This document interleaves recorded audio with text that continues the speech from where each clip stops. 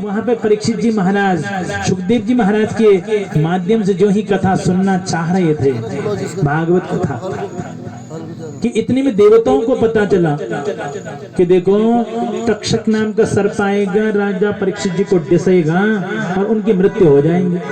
और उसी मृत्यु का तरण तारण करने के लिए, मृत्यु के भय को दूर करने के लिए वो श्रीमद् भागवतामृत का पान करने जा रहे हैं। तो देवताओं से रहा नहीं गया, तुरंत उन्होंने स्वर्ग में एक अमृत है जो समृद्ध मंथन से लिया गया, स्वर्ग का अमृत, और उसको लिया घड़े में और तुरंत अमृत का घड़ा लेकर के पहुंच गए। कहाँ? वहीं सुखताल में।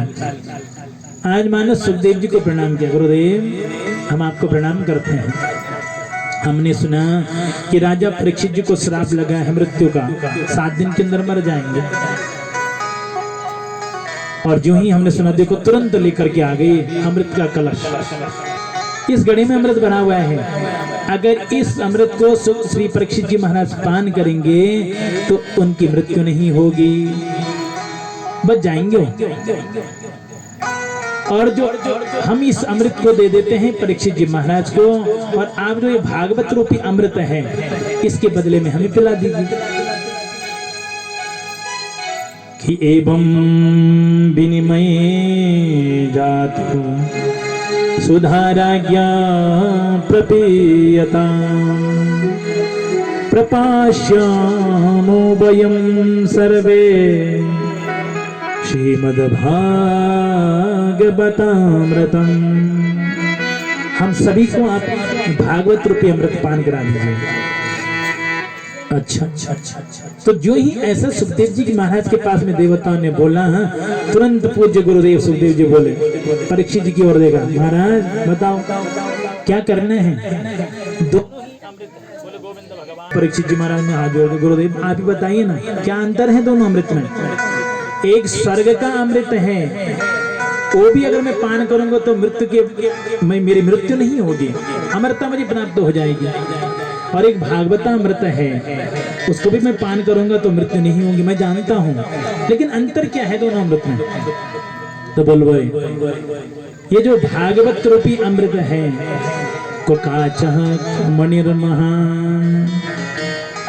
को सुधा को कथा लोके को काचा को मणिर्महान ब्रह्मरातो विचार्येवं तदा देवान् जहासः। हे राजन, जैसे ये सुधा, ये जो दोनों ही सुधा, दोनों ही अमृत हैं, भागवतामृत है और देव दुर्लभ जो स्वर्ग का अमृत है, दोनों ही अमरता को प्रदान करेंगे।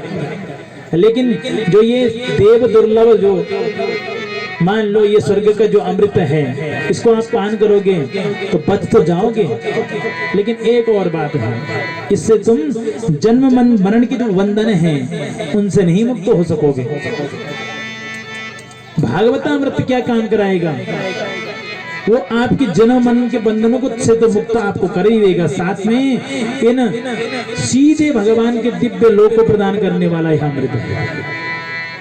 बस ये झंझटबाजी दूर, म्यार बच्चा, म्यार घर, म्यार बाप। क्या अंतर का मतलब? जैसे एक कांच होता है, कांच भी और एक मणि होती है, दोनों में कोई अंतर नहीं दिखाई देता, होता है, दोनों एक जैसी होती है। मणि भी चमकीली है और कांच भी चमकीला है, दिखने में दोनों एक जैसे हैं, लेकिन इसको कौन पहचान सकता है? दोनों को ले गए हम जौहरी के पास में, और जो हीरे को देखने परखने वाला जो जौहरी है उसके पास लेके, महाराज ये दोनों हैं हमारे पास, और हमने तो ये समझा दोनों हीरे ही हैं, आप बताओ कौन सा हीरा सही है, कौन सी मणि सही है?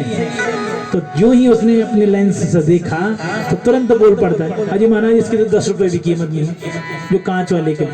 और जो दूसरा साक्षात हीरा है, जो मणि है, उसके लिए बोलता है तो करोड़ों क्या लाखों करोड़ मेरी दुकान बिक जाएगी, लेकिन इस हीरे का मोल, इस मणि का मोल नहीं दे पाऊंगा। तो ऐसे ही जो स्वर्ग का अमृत है वो तो कांच के समान है, और जो ये देव दुर्लभ जो भगवतामृत है वो स्वयं साक्षात मणि के समान है। इसलिए तुम आप निर्णय लो, तुम्हें कौन सा अमृत चाहिए। तुरंत हाथ जोड़े, गुरु जी आप तो हमें भागवतामृत का पान कराइए। बोलो गोविंद भगवान की।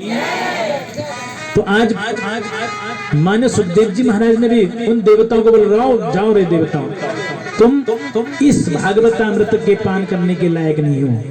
अगर तुम हाथ जोड़ करके निवेदन करते कि देखो गुरुदेव कृपा करके हमें भी सुना दीजिए, इस अमृत का पान करा दीजिए, तो मैं सुना देता। लेकिन आप तो विनिमय मोल तोल मोल करके आयो कि हम अमृत ले रहे हो, हमारा बदला है।